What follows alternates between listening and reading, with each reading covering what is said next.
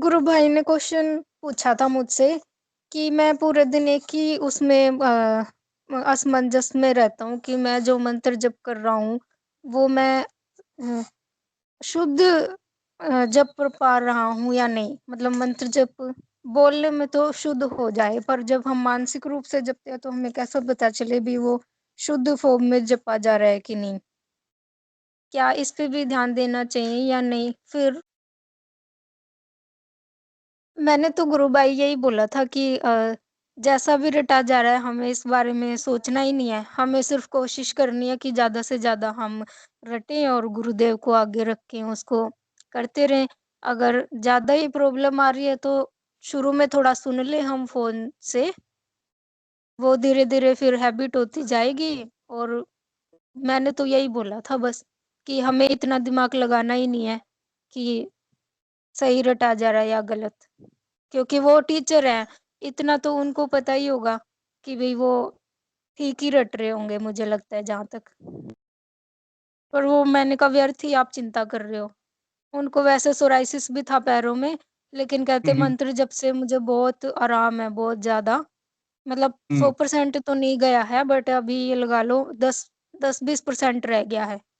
और कहते मैं जो लस्सी दही खाना बंद होता है, इसमें जो भी चीज़ें वर्जित है मैं सब खा रहा हूँ, सब अपने आराम से गुरुदेव पे विश्वास करके सब ले रहा हूँ। और सर्दियों में ज़्यादा होता है लेकिन मुझे नहीं है, बिल्कुल मतलब रुक सा गया है पर ख़त्म तो नहीं हुआ है। और गुरुदेव की दया से आराम है।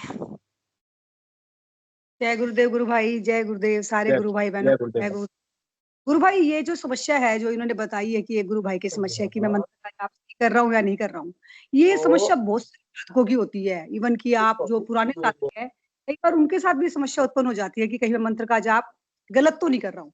तो गुरु भाई, मुझे आप ये बताइए कि ये गुरुदेव की किताब है जो स्पिरिचुअल साइंस छपती है गुरुदेव की, उसमें ये है सितंबर 2010 की। इसमें इस बारे में गुरुदेव ने कहा है, तो आप कहें तो मैं इसमें पढ़ के सुना सकती हूँ कि इसमें गुरुदेव ने क्या कहा है। तो इसमें जी ये दिया हुआ महेंद्र सिंह चौहान का, उन्होंने अपना दिया हुआ है इस किताब में। तो उन्होंने बोला कि एक बार मुझे परिवार सहित एक शादी में बीकानेर जाने का मौका मिला। तब गुरुजी जी जी। बीकानेर में रहते थे। मैंने गुरुदेव के साथ रहने वाले उनके शिष्य जयप्रकाश जी से फोन पर बात करके गुरुदेव से मिलने का समय व स्थान पूछा, तथा मैं अकेले ही 5 बजे गुरुजी के मकान पर पहुंच गया। मकान के बाहर कोई नहीं था। मैंने दरवाजा खटखटाया, क्योंकि दरवाजे पर घंटी नहीं थी। दरवाजा खटखटाने पर स्वयं गुरुदेव ने ही दरवाजा खोला तथा कहा, बेटा वाह। यही मकान है, अंदर आ जाओ। गुरुदेव के अरे यह वाह। शब्द सुन मुझे सर द्वारा कही बात याद आ गई कि आप खटखटाओगे तो ईश्वर दरवाजा जरूर खोलेंगे। अर्थात बिल्कुल। ईश्वर को सच्चे मन से पुकारोगे तो वो अंदर ही, आपके अंदर ही बैठे हैं, तो अवश्य ही पाओगे उनको। और जब उनको पुकारोगे तो आप उनको पाओगे। मैंने गुरुदेव के दर्शन किए। गुरुदेव ने कहा कि तुम बीकानेर क्यों आए? मैं तो 9 जनवरी को कोटा ही आ रहा था। मैंने गुरुदेव से हम्म। पूछा, मैं आपके द्वारा दिए गए मंत्र का उच्चारण गलत कर रहा हूँ। तब गुरुदेव ने कहा, मानसिक जप में उच्चारण का कोई फर्क नहीं पड़ता। तू तो कोई बिना फर्क नहीं। किसी के मंत्र का मानसिक जप करता रहे। क्या बोला गुरुदेव ने? तू तो बिना किसी समस्या के मंत्र का मानसिक जप करता रहे, परिवर्तन अपने आप आएगा। मेरे लिए तो यह युक्ति संयोगवश सिद्ध हो गई, जबकि इसका वास्तविक अर्थ तो यह है कि इसका वास्तविक अर्थ तो ईश्वर की प्राप्ति ही है।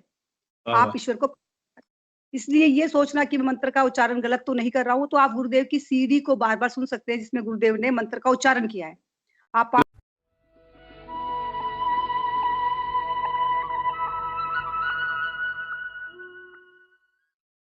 अब मंत्र बता दूं। ये संजीवनी मंत्र है, संजीवनी मंत्र है। तो इसको जपना है राउंड द क्लॉक। तो किसी बीमारी से ग्रसित हो, इससे ठीक हो जाओगे आप। मन ही मन जपो, और जीव नहीं रहना चाहिए। अच्छा, अब ध्यान करो भाई 15 मिनट। यहां मुझे देखो और नाम जब चालू रखो। कोई प्रकार की योगिक क्रिया हो तो घबराएगा नहीं। 15 मिनट ध्यान करो, 15 मिनट में अपना बंद हो जाएगी।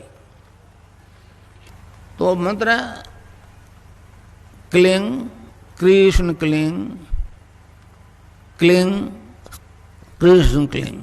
मन ही मन जपो, और जीव नहीं रहना चाहिए। Cling Krishna cling cling Krishna cling cling Krishna cling cling Krishna cling cling Krishna cling cling Krishna cling cling Krishna cling cling Krishna cling cling Krishna cling.